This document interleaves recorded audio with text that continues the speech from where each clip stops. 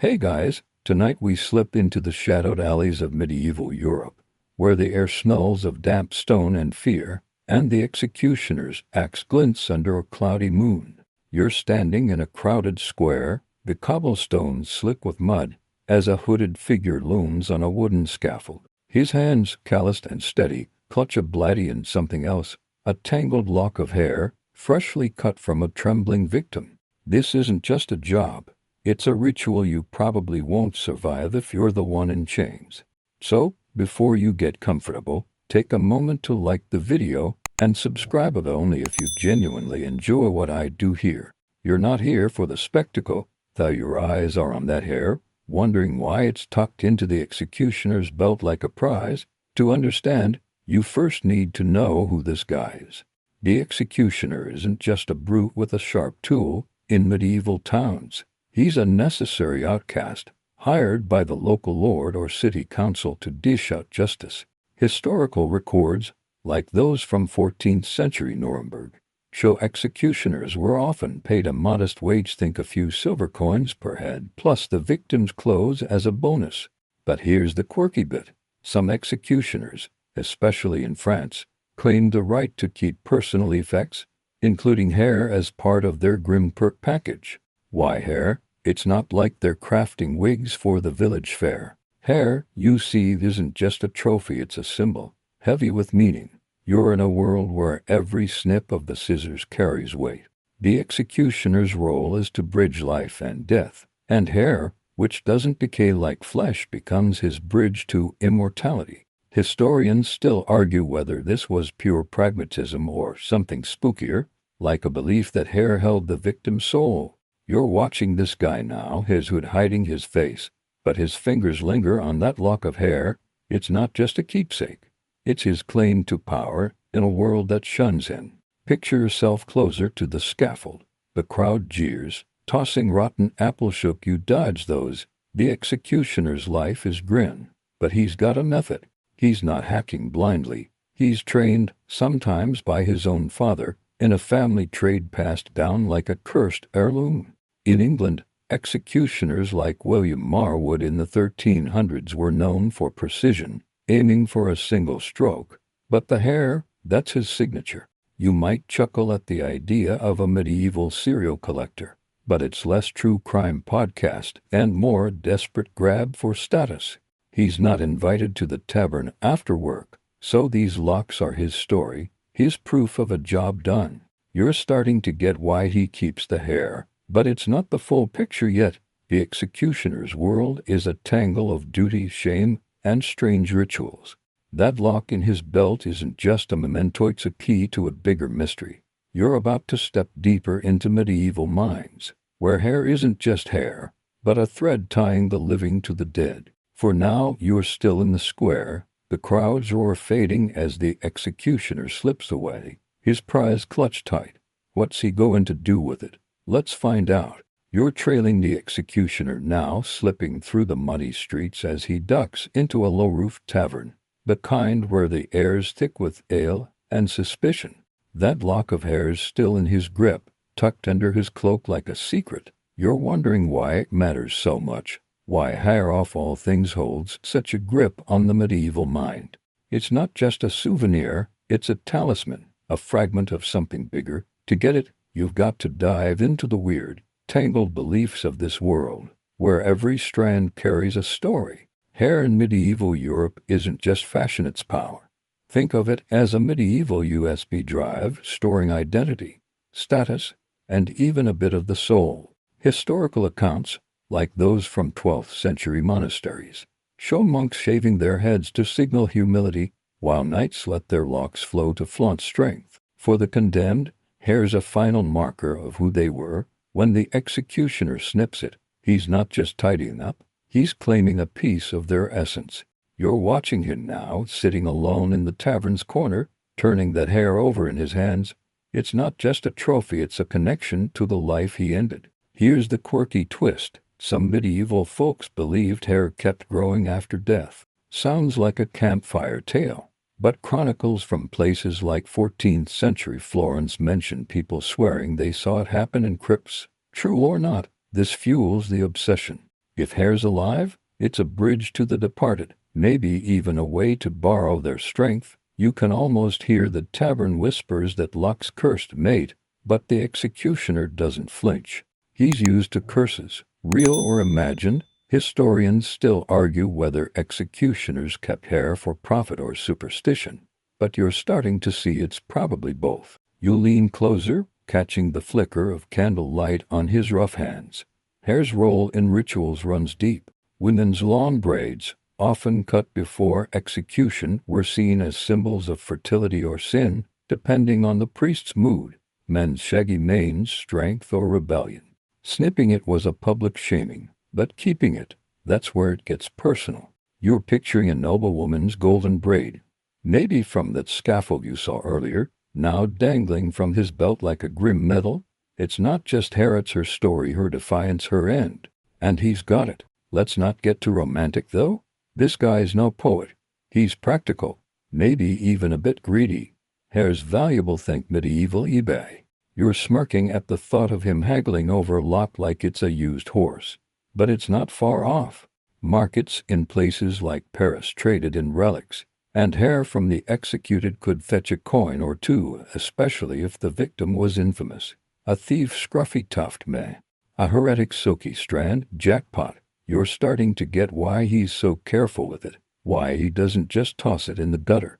But it's more than money. Hair's a tether to the sacred and the damned. You're in a world where people wear saints' hair in lockets, but fear a witch's braid might hex them. The executioner, stuck between heaven and hell, knows this better than anyone. That lock in his hand, it's his piece of the cosmic puzzle, a reminder he's not just a killer, he's a keeper of stories. You're about to follow him out of the tavern, into the night, to see what he does next with his prize. You're following the executioner through the misty streets now, his boots crunching on frost-kissed cobbles, as he heads toward a ramshackle hut at the town's edge. That lock of hair's still with him, tucked into a leather pouch, and you're itching to know why he's so fixated on it. It's not just a keepsake or a side hustle, it's a trophy, a badge of his grim trade. You're about to peel back the curtain on why these locks become his obsession, why hair turns into a currency of pride in a world that spits on his name. Executioners aren't exactly collecting friends, you see. In medieval Europe, they're social lepers, barred from church pews and shunned at markets. Historical records from 13th century Germany show they often lived outside town walls, their homes marked with a red cross to warn folks away. But that hair, it's his proof of purpose. Each lock curly, matted, or blood-streaked is a story he's woven into his legacy. You're picturing him in that hut, maybe pinning a braid to a beam like a hunter with antlers. Creepy, sure, but it's his version of a resume. Here's the oddball tidbit. Some executioners traded hair like baseball cards. In parts of Spain, there's talk of them swapping locks from famous victims, say, a rebel baron or a convicted sorceress, for bragging rights. It's not just vanity, it's survival. When you're the guy everyone hates, you need something to hold onto, something that says, I was here. You're smirking at the thought of a medieval trophy case, but it's not far off. Historians still argue whether this was about ego or a deeper need to humanize their work. But you're leaning toward both. You're at his hut now, the air heavy with smoke and tallow inside, its sparsy straw pallet, a chipped mug, and that pouch of hair on a table. He pulls out the lock, maybe from that noble woman you saw on the scaffold. Why keep it? It's not just a thrill. Hair's a status symbol in his upside-down world. The more executions, the more locks, the more he's feared, and fear's the only respect he gets. You're imagining him whispering to the hair, you were trouble, weren't you? Half joking, half serious, because he's got no one else to talk to. But let's not paint him as a lone wolf poet. He's practical, too. Hair's a record, like notches on a belt. In a time when literacy's rare, these locks are his ledger, proof he's done the job. You're thinking of a busy executioner in London, maybe handling a dozen beheadings a year, each with a snip to remember. It's grim bookkeeping, but it's his. And yep, there's a market angle. A lock from a famous heretic might buy him a new cloak or a night of ale without glares. You're chuckling at the idea of him haggling. This one's from a pirate, top quality. Yet it's deeper than coin or ego. Here's his rebellion against invisibility. The town sees him as a monster, but these locks, they're his claim to mattering. You're watching him now, his fingers tracing the strands, maybe thinking of the life they once framed. It's not sentiment, it's ownership. He's the one who ended that story, and this hair's his signature. You're starting to get why he clings to it, why it's more than a trophy, it's his identity in a world that denies him one. You're about to step into the crowd's view next, to see how they feed this strange obsession. You're back in the town square now, the air buzzing with anticipation as a crowd gathers around the scaffold like moths to a grim flame. The executioner's up there, his axe catching the midday sun, and you're elbow to elbow with peasants, merchants, even a stray dog nosing for scraps. That lock of hair from his last job. It's not just he's anymore, some in this mob are eyeing it, hungry for a piece of the spectacle. You're about to see how executions turn into theater, with hair as the crowd's twisted souvenir, a ticket stub to the show of death. Public executions in medieval Europe aren't just to see their entertainment. Historical records, like those from 15th century Paris, describe thousands cramming into squares for a beheading, cheering as if it's a joust. The executioner's the star, and his props axe, rope, and yes, hair steal the scene. You're watching him now, snipping a lock from the condemned, maybe a thief who stole one too many loaves.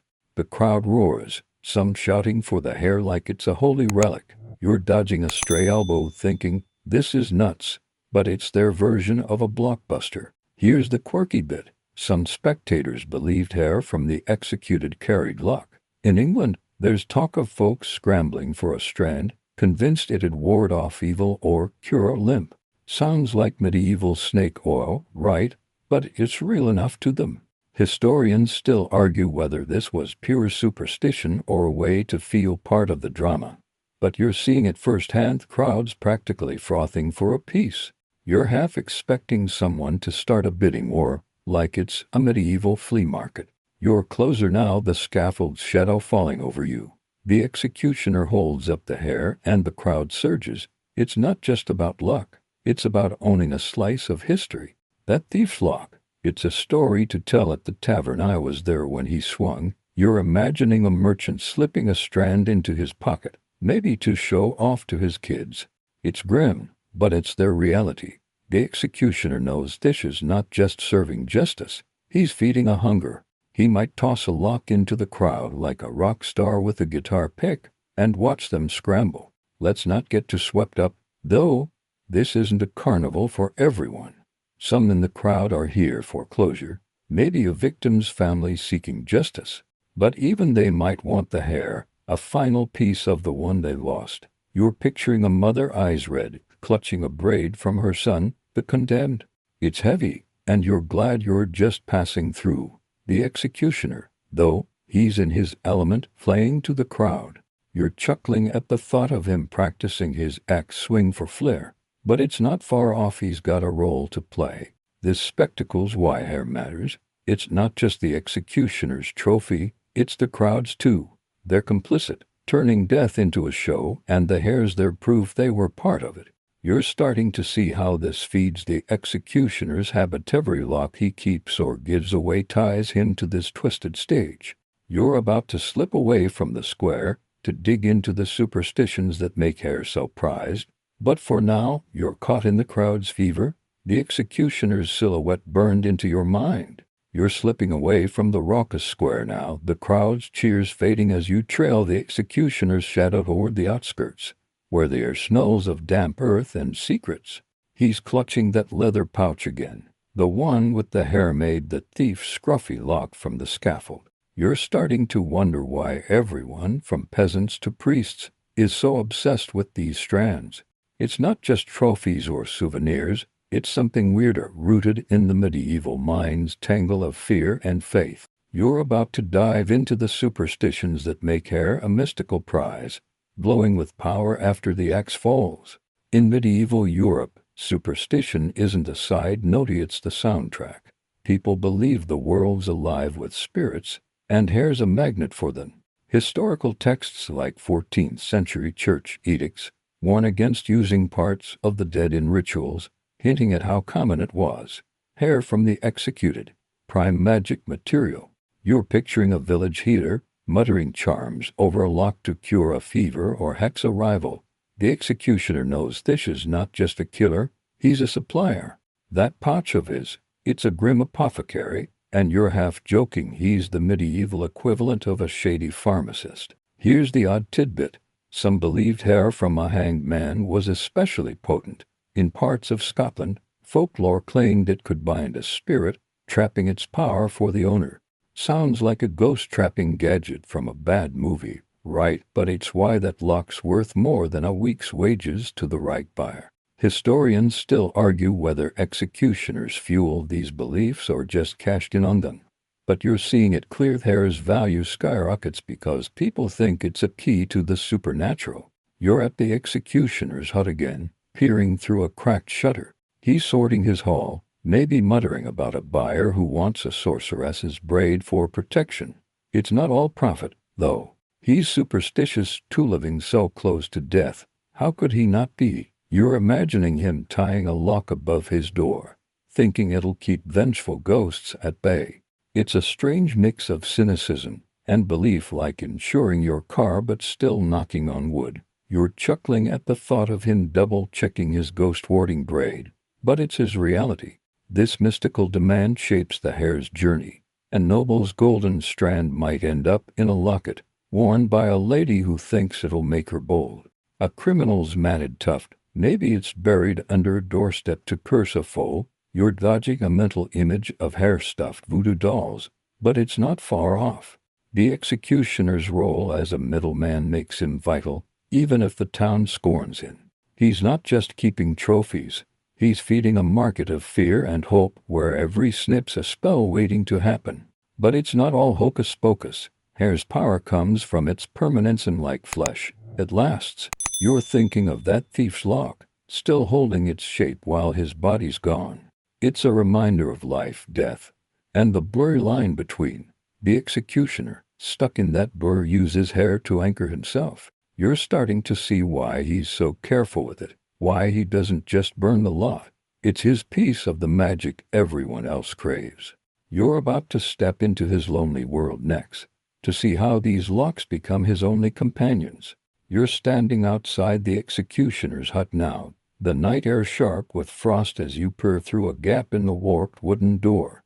Inside, he's alone, hunched over a flickering candle, that familiar pouch of hair open on the table.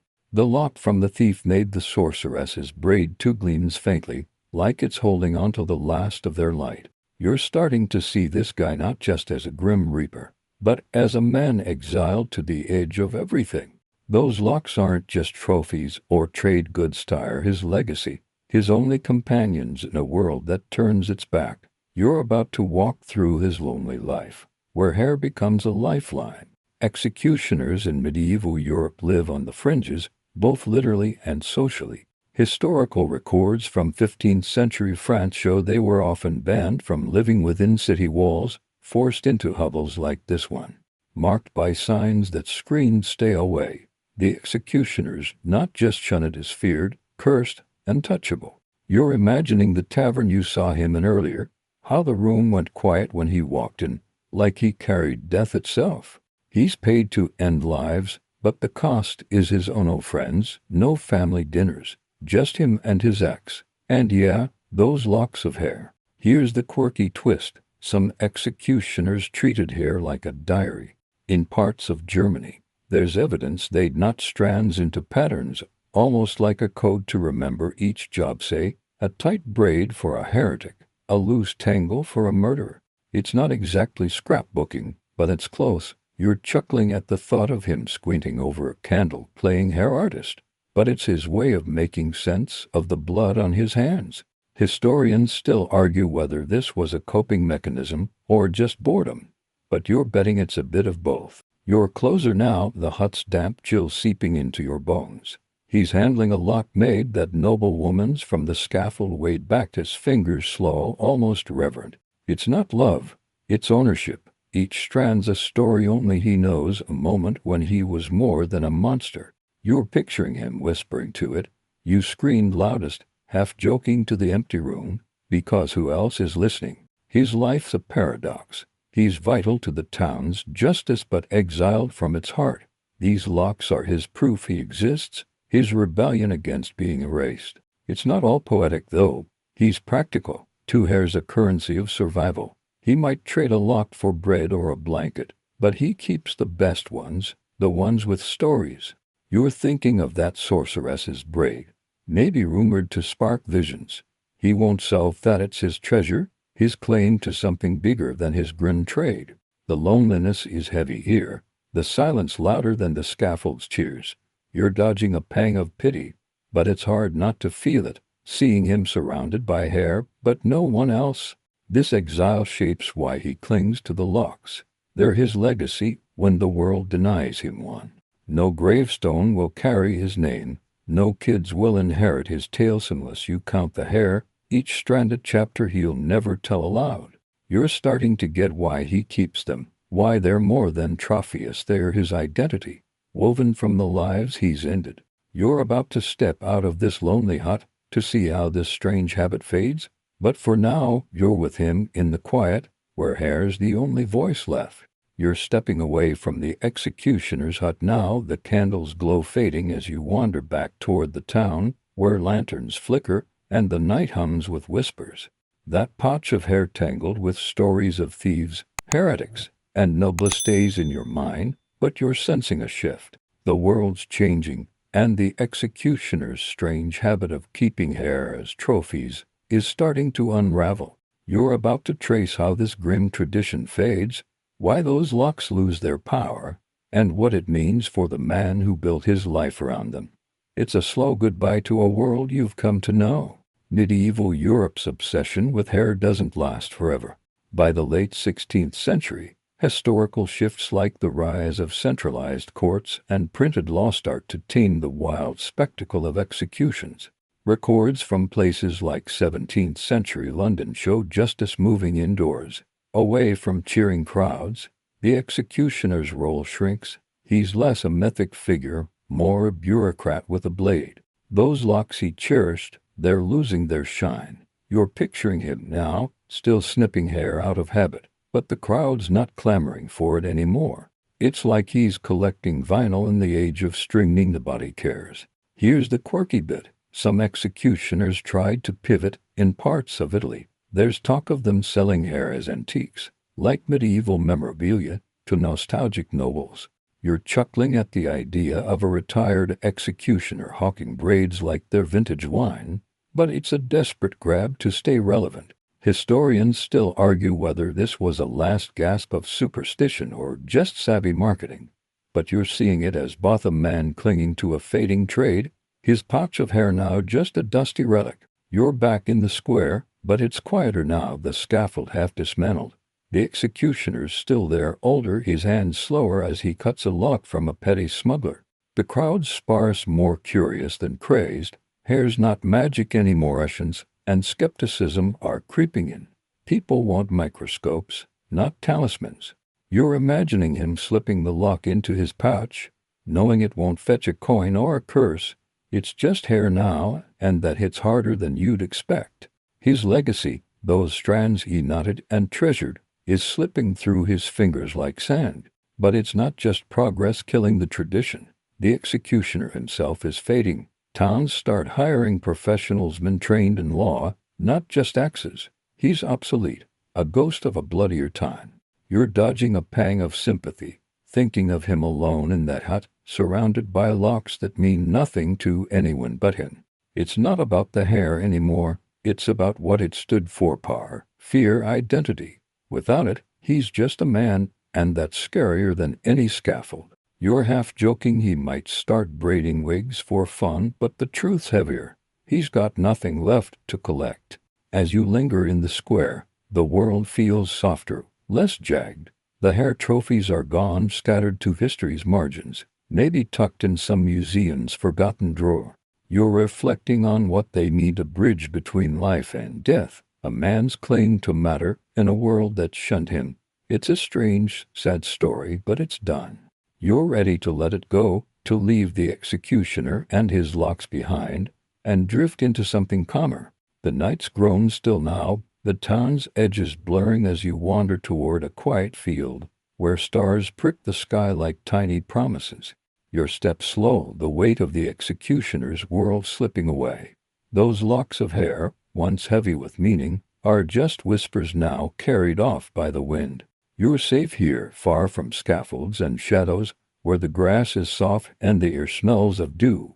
Let the stories fade, let the past rest. You're sinking into the night's embrace, your thoughts growing hazy, gentle, sleep's calling, a warm tide pulling you under. Rest now, dreamer, and let the stars watch over you.